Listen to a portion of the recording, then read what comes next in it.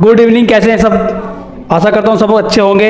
हम क्वेश्चन कर चुके थे भाई कहाँ तक, क्वेश्चन नंबर 2 तक। अब हमारा क्वेश्चन स्टार्ट होता है 3 क्लास 10th एनसीईआरटी सॉल्यूशन, जो न्यू बुक है उसका सॉल्यूशन चल रहा है भाई, हैं आप सभी को पता होगा। अब हम करने वाले हैं यहाँ पर क्वेश्चन 3 का पहला पार्ट, और सारे क्वेश्चन आज कंप्लीट कर देंगे पूरी एक्सरसाइज के, देखेंगे। चलो क्वेश्चन स्टार्ट करते हैं बिना किसी रुकावट के। क्या दिया है? 12, 15 और 21 का हमें क्या निकालना है? एलसीएम और एचसीएफ निकालना है अभाज्य गुणनखंड विधि द्वारा। क्वेश्चन नंबर 3 क्या कह रहा है? अभाज्य गुणनखंड विधि द्वारा निम्नलिखित पूर्णांकों के एचसीएफ और एलसीएम ज्ञात कीजिए। अभाज्य गुणनखंड विधि मैंने बताई थी कल भी आपको कैसे करना है। इनके फैक्टर करने हैं, 12 के फैक्टर करके कितना आएगा?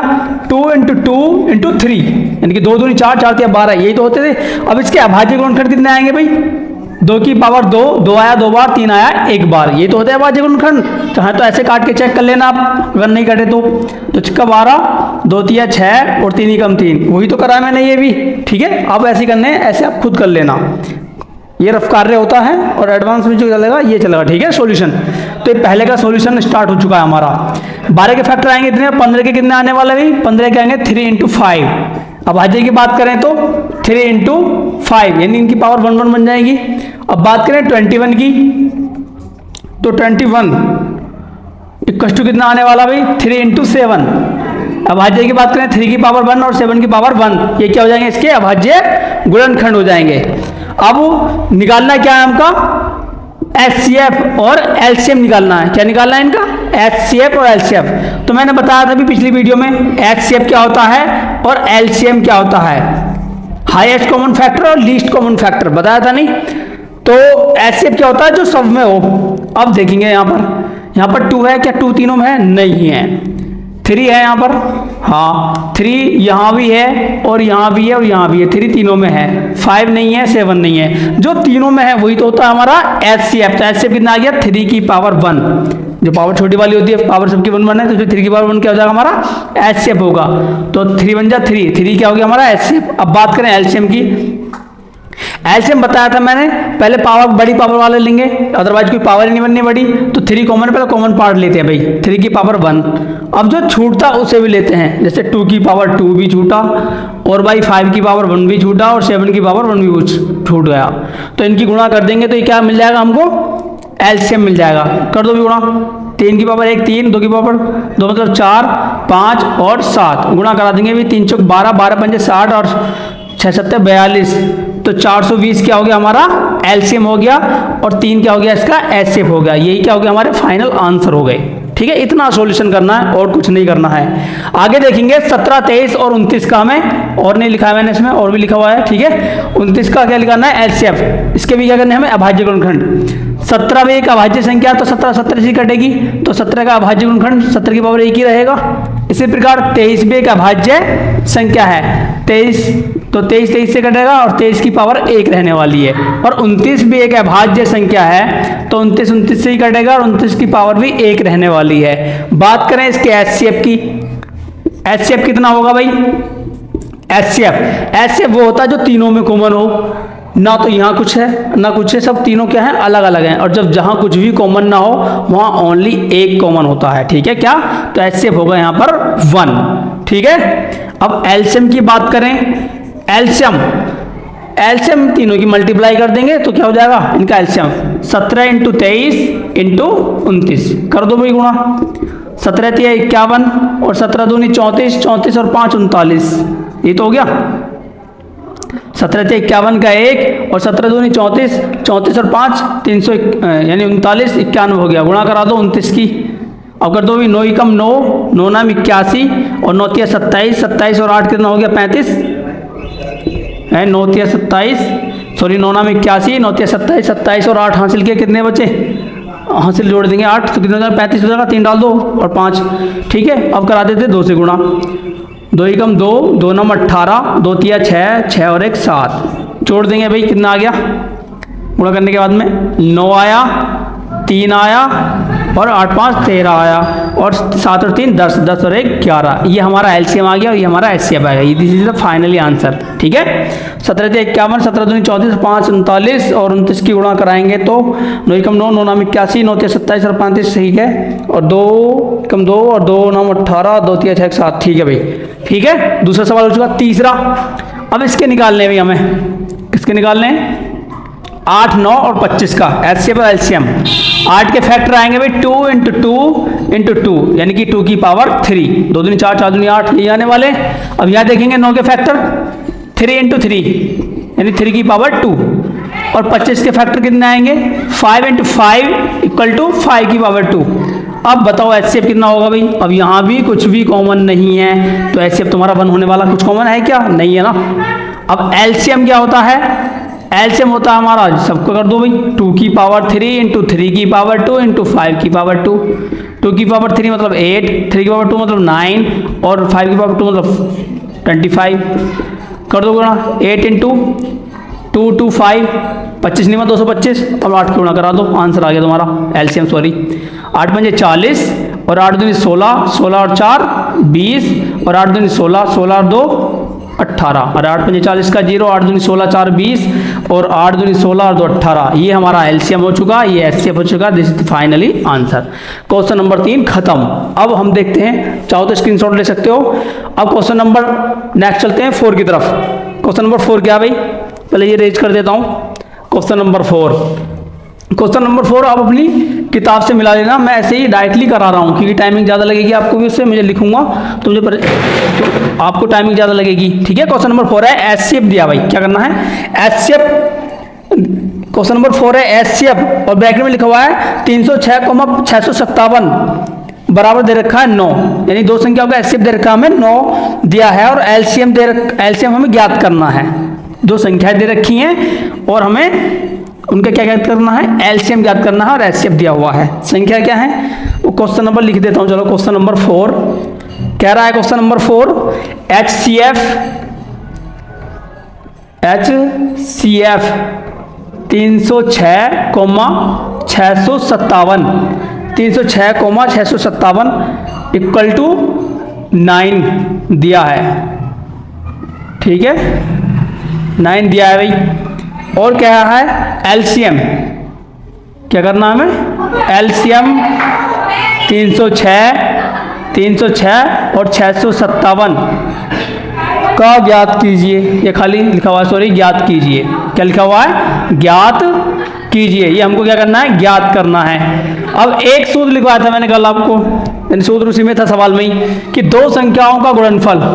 सॉल्यूशन स्टार्ट है यहाँ से, पहले लिख लेंगे हमें गिवन है क्या एचसीएफ दिया है हमें कितना 9 और पहली संख्या कितनी दे रखी है, फर्स्ट संख्या कितनी दे रखी है फर्स्ट नंबर, या फिर लिख सकते हैं पहली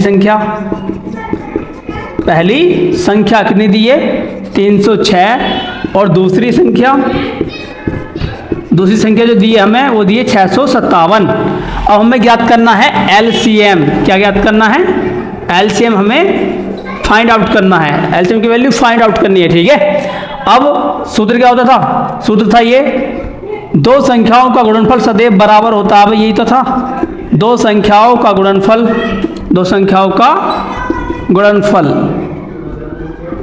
गुणनफल बराबर होता है एलसीएम या एचसीएफ इंटू एचसीएफ, ये तो था सूत्र। अब हमें एलसीएम चाहिए, दो संख्याएं क्या है हमारे पास में 306 और गुणा 657, एलसीएम कितना है हमें निकालना है भाई। एचसीएफ कितना दिया है 6 दिया है, सॉरी 9 दिया है, तो 9 कर देंगे। अब ये गुणा में है, कहाँ आएगा भाग में, तो एलसीएम इक्वल टू कितना हो जाएगा, एलसीएम इक्वल टू हो जाएगा 306 गुणा 657 बटे में 9, ये गुणा में है तो भाग में तो जाने वाला, मैंने बस इसको उठा के ध्यान रख दिया, ठीक है। अब 9 से काट दो इसे, जो भी कट रहा हो भाई 3 से, 3 3 9 और 3 कम 3 3 0 3 2 6 कट जाएगा, 3 कम 3 3 3 9 और 3 चौक 12। अब 34 की गुणा करा दो 57 से, कितना बचा 34 × 657, वही क्या आने वाला हमारा एलसीएम आ जाएगा, ठीक है। मल्टीप्लाई करके लिखना है, लिख देता हूँ चलो मैं। 4 7 28, 4 5 20, 20 और 2 22 और 4 6 24, 24 और 2 26, ठीक है। 4 7 28 का 8 और 4 5 20 और 2 22 और 4 6 24 और 2 26 गुणा करा देंगे 3 से, 3 7 21, 3 5 15, 15 और 2 17 और 3 6 18, 18 और 1 19, 8 2 और 1 3, 6 7 13 और 9 2 11 1 12 और 1 और 1 2, ये आ गया हमारा एलसीएम, ये हमें फाइंड आउट करना था भाई, ठीक है। समझ पाए। नेक्स्ट क्वेश्चन की ओर चलते हैं, क्या है अगला क्वेश्चन। अगला क्वेश्चन है भाई हमारा, अब मैं थ्योरी वाला क्वेश्चन थ्योरी नहीं लिखूंगा, आपको पढ़ के बता दूंगा, ठीक है, जिससे आपका टाइम ज़्यादा वेस्ट ना हो। अगला क्वेश्चन क्या दिया है, अगला क्वेश्चन हमारे पास में कह रहा है जांच कीजिए कि क्या किसी प्राकृतिक संख्या n के लिए 6 की पावर n अंक 0 पर समाप्त हो सकता है या नहीं। इसका क्वेश्चन नंबर 5 का कहने का मतलब है हमें जांच करनी है कि 6 की पावर n क्या कभी 0 पर, उसका अंतिम डिजिट हो या तो 10 हो या 100 पर या 1000 पर खत्म होगा या नहीं होगा, अगर इसकी पावर हम कुछ रखें तो इसे उससे करेंगे हम जो फैक्टराइजेशन था, ठीक है। सॉल्यूशन में क्या करना, अगर इसके फैक्टर 2 की पावर m इंटू 2 की पावर n वाले फॉर्म में बनते हैं, ठीक है, इसके फैक्टर, तब तो वो 0 पर समाप्त होती है। वही तो करते थे शांत जो दशमलव प्रसार था। अगर भाई नहीं होता है तो नहीं करेंगे। तो हमें दिया गया भाई 6 की पावर n, और 6 की पावर n के फैक्टर करेंगे तो हम n है भाई, तो ये आएगा 2 की पावर n इंटू 3 की पावर n, ये पावर n 2 3 6 पावर तो ऐसी रहने वाली है, कैसे इसको जोड़ करेंगे 2 3 6 n, जब घात सेम हो तो जो बेस होते हैं आधार होते हैं उनकी गुणा हो जाती है, ये मैंने वही तो लगा करके लिख दिया। तो कभी भी यहाँ 5 की पावर n है भाई, ठीक है, जब दो जोड़े ये बनने होंगे 2 और 5 के तभी 0 आ सकता है, अदरवाइज कंडीशन में 0 नहीं आ सकता। तो इसमें लिख देंगे नहीं, होगी जांच नहीं। क्या पूछा था इसमें, जांच कीजिए कि क्या किसी प्राकृतिक संख्या n के लिए 6 की पावर n 0 पर खत्म होगी, नहीं, लिख देंगे इसमें नहीं, बस इतना लिख देना नहीं, यही क्या होगा हमारा आंसर होगा। क्यों, क्योंकि चलो लिख देते हैं, क्योंकि 6 की पावर n के फैक्टर फॉर्म गुणनखंड 2 की पावर n इंटू 5 की पावर n टाइप प्रकार के नहीं हैं,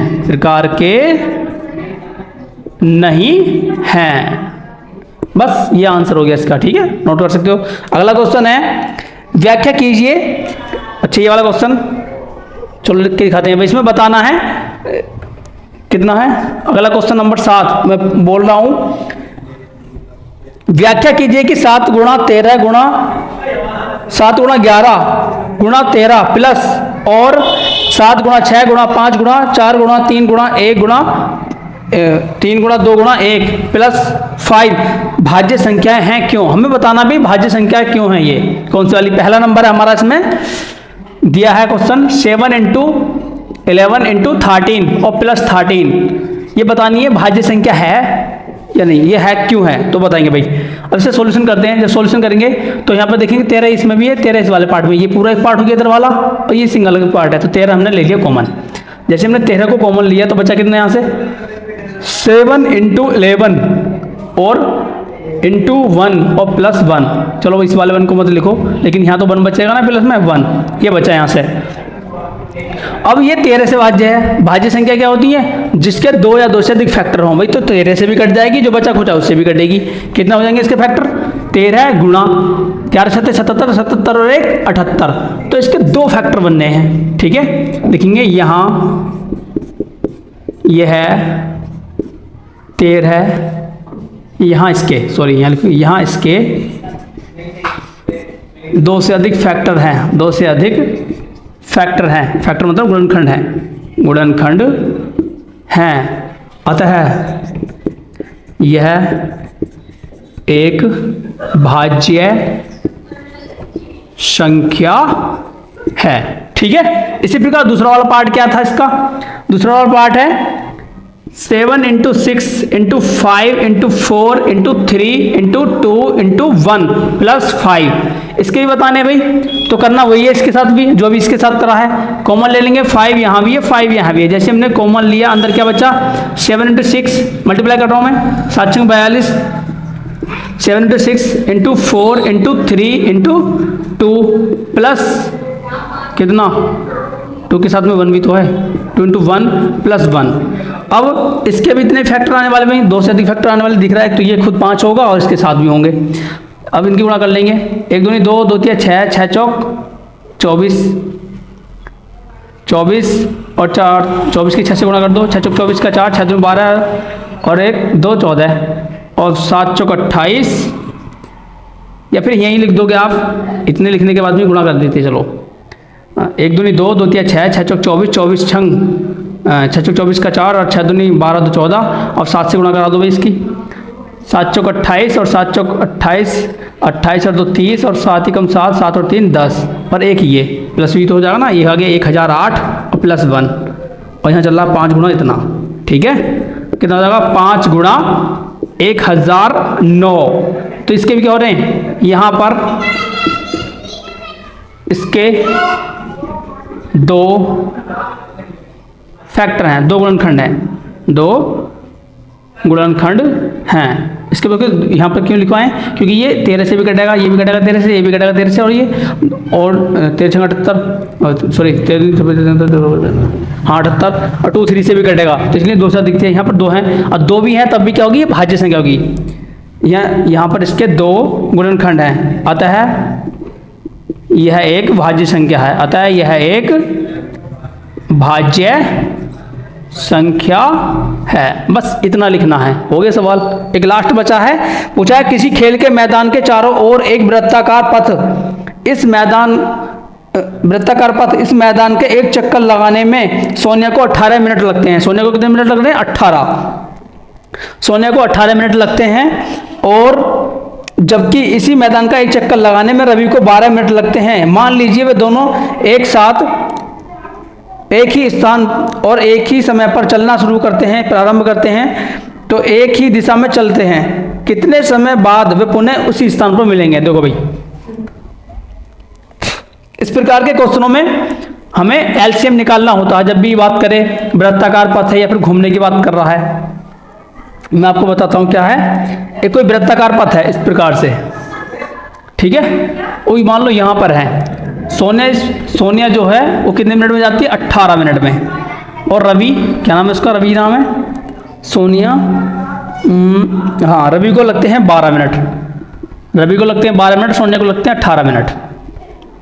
मान लो दोनों ने यहाँ से चलना शुरू किया, प्रारंभ किया, तो वो कह रहा है कि वो इस प्रकार घूमते हुए अगली बार जब मिलेंगे तो कितने समय बाद वो वापस यहीं पर आकर दोबारा मिल जाएंगे एक साथ, जैसे एक साथ उन्होंने चलना प्रारंभ किया। तो ऐसी कंडीशन में इनका एलसीएम निकालना है।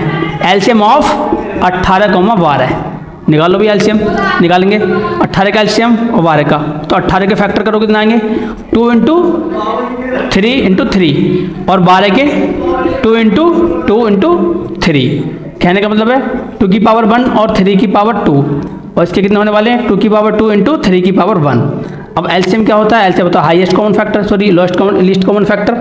अब देखो बड़ी पावर कौन सी वाली है, 2 वाली, तो 2 की पावर 2 लेंगे इनटू इसमें बड़ी पावर कौन सी वाली है, ये वाली, तो 3 की पावर 2 लेंगे। ये तो कर दें एलसीएम में, 2 की पावर 2 मतलब 4 और 3 की पावर 2 मतलब 9, कितना आ गया, 4 नाम 36। तो भाई 36 मिनट बाद दोबारा मिलेंगे, पुनः मिलेंगे उसी स्थान पर। ठीक है, अगर हमें एचसीएफ निकालना होता तो एचसीएफ लेते छोटी वाली पावर। ये तो करते हैं। आपकी एक्सरसाइज हो चुकी है कंप्लीट। अब नेक्स्ट जो क्वेश्चन है उनमें हम कल मिलेंगे आपसे, ठीक है। तब तक के लिए जुड़े रहिए हमारे साथ। और हाँ, अगर आपको पूरा वीडियो किसी बाई चांस नहीं मिलता है